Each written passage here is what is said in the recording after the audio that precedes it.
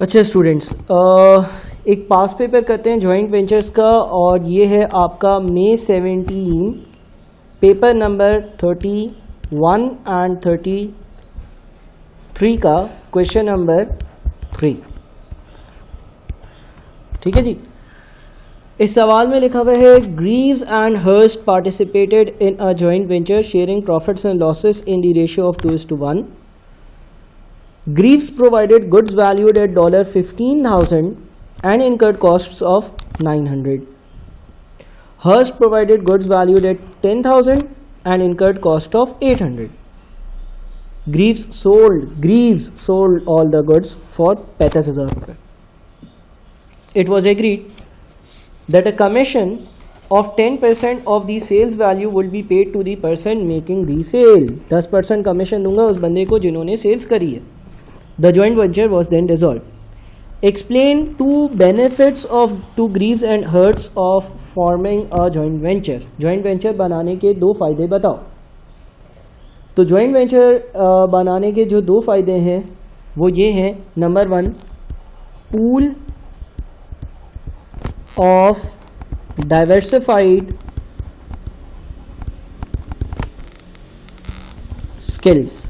जैसा कि हमने अपने एग्जाम्पल वीडियो में डिस्कस किया था कि एक बंदा टेबल बनाने की और एक उसको बेचने की महारत हासिल रखता था, ये एक फ़ायदा हो सकता है। दोनों के पास अलग अलग स्किल्स हो, वो एक्यूमुलेट हो जाए। ठीक है। दूसरा फ़ायदा क्या हो सकता है? दूसरा फ़ायदा ये हो सकता है कि लेस इन्वेस्टमेंट, कंपैरेटिवली कम इन्वेस्टमेंट चाहिए होगी अगर दोनों मिल बांट कर काम करेंगे, रादर देन एक ही बंदा सारी चीज़ें करने के लिए जाए। बी में कहता है calculate the share of profit made by Greaves and Hurst from the joint venture. Joint venture से कितना प्रॉफिट या लॉस हुआ। अच्छा, इसके लिए आप चाहो तो एक मेमोरेंडम जॉइंट वेंचर अकाउंट बना सकते हो, चाहो तो एक सिंपल स्टेटमेंट बना सकते हो प्रॉफिट का। मैं सिंपल स्टेटमेंट बनाना चाहूँगा प्रॉफिट का, बिकॉज जो मेमोरेंडम जॉइंट वेंचर का फॉर्मेट है वो मैंने अपने एग्जाम्पल लेक्चर्स में कवर किया था।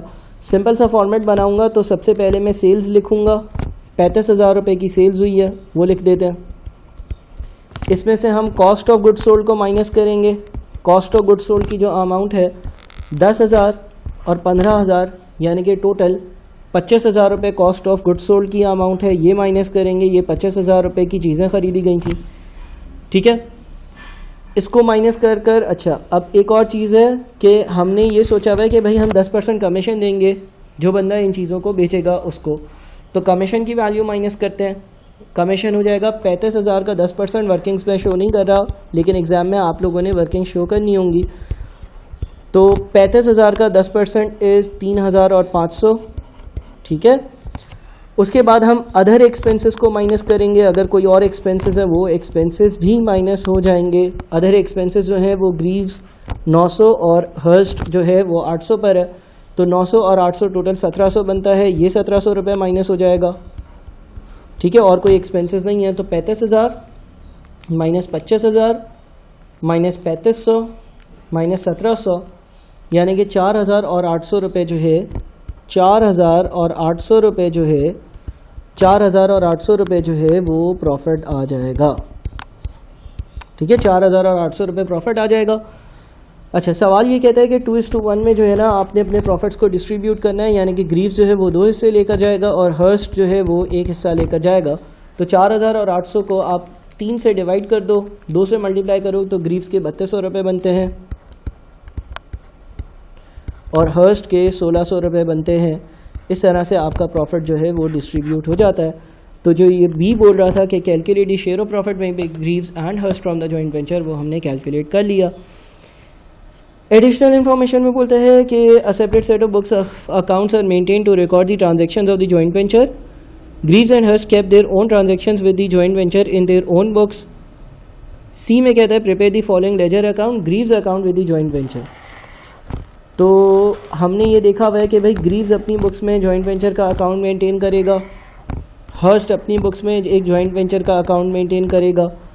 जेवी विद ग्रीव्स, ये हमने जो बेसिक विद हर्स्ट, ये जो हमने बेसिक कॉन्सेप्ट की वीडियो देखी थी उसमें था। और फिर जॉइंट वेंचर विद ग्रीव्स।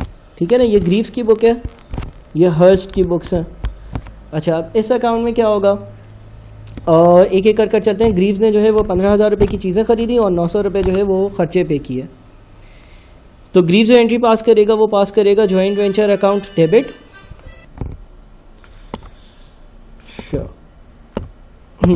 तो ग्रीव्स ने जो है वो 15,000 रुपये की चीज़ें खरीदी, 900 रुपये के खर्चे पे किए।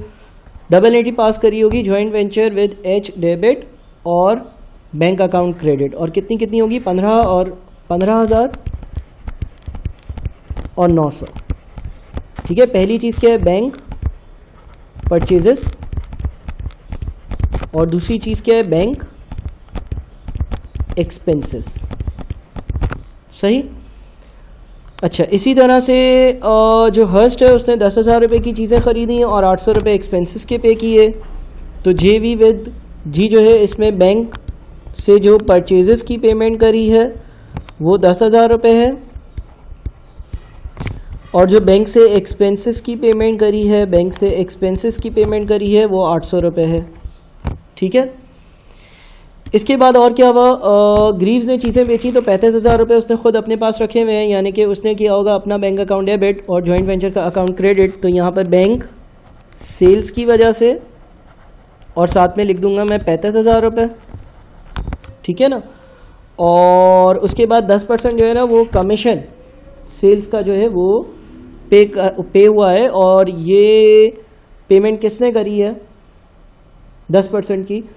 और जो प्रोबेबली सेल्स जिसके थ्रू हुई होगी उस बंदे के थ्रू हुई होगी, तो जिसने सेल्स की कलेक्शंस करी हैं उसी ने ये भी पेमेंट करी होगी। तो जो कमीशन है वो पे हुआ होगा 3500 का। ठीक है। अच्छा, अब अकाउंट्स को अगर हम क्लोज करते हैं तो ग्रीव्स का जो प्रॉफिट है वो 3200 रुपये। प्रॉफिट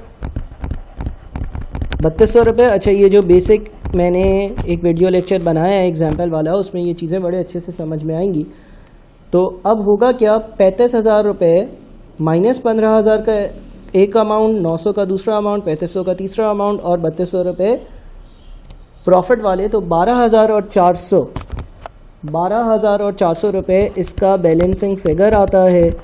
ये 12,400 रुपये क्या होंगे? ये 12,400 रुपये ग्रीव्स जो है वो हर्स्ट को पे करेगा, यानी कि ये 12,400 रुपये जो हैं ये मेरे बैंक से जाएंगे अगर मैं ग्रीव्स हूँ अगर मैं, तो मैंने एंट्री पास करी है जेवी विद हर्स्ट डेबिट और बैंक अकाउंट क्रेडिट, बैंक से 12,400 रुपये पे किए हैं।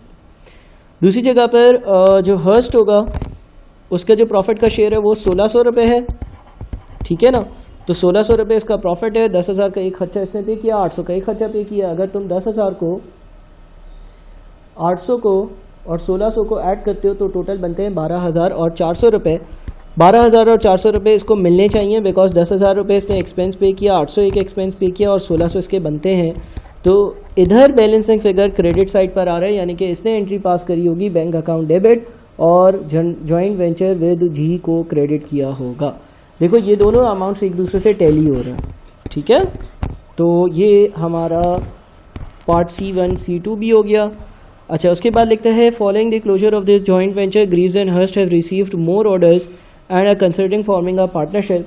अब ये सोच रहे हैं कि जॉइंट वेंचर के बजाय पार्टनरशिप पे चले जाएं। Advise Greaves and Hurst whether or not they should form a partnership. Justify your answer by discussing advantages and disadvantages of forming partnership. Partnership form करने के advantages और disadvantages क्या हैं? Advantages की अगर हम बात करें तो हम कह सकते हैं कि availability of additional capital, individual से ज़्यादा कैपिटल होता है पार्टनरशिप में क्योंकि दो लोग होते हैं। ठीक है ना। उसके बाद दूसरी बात करें तो हम लिख सकते हैं sharing of managerial skills, sharing of managerial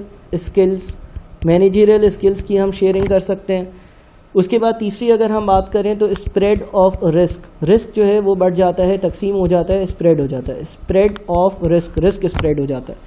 disadvantages की अगर हम बात करें तो पार्टनरशिप में एक डिसएडवांटेज ये होता है कि अनलिमिटेड लायबिलिटी होती है। कंपनी जो है उसकी लायबिलिटी लिमिटेड होती है, लेकिन पार्टनरशिप के लिए अनलिमिटेड लायबिलिटी होती है, यानी कि अगर बिजनेस में नुकसान हुआ और किसी को पैसे पे करने हैं तो पार्टनर को अपने घर से पैसे लेकर आकर पे करने पड़ेंगे।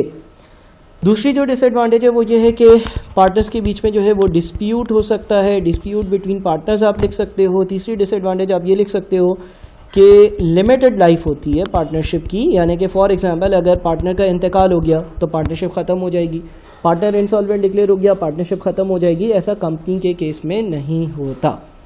ठीक है भाई, तो ये बड़ा एक मैंने पूरा का पूरा आप लोगों को एक बेसिक सिनेरियो बना कर दे दिया और होपफुली आप लोगों ने ये देखा होगा। और मतलब कि ये एक बेसिक सा सवाल था, इसको आप ज़रा कॉपी करें, देखें और जो प्रीवियस मैंने कॉन्सेप्चुअल वीडियो डाली है वो भी ज़रूर देखें ताकि आपको चीज़ें अच्छे से समझ में आएँ। बहुत शुक्रिया।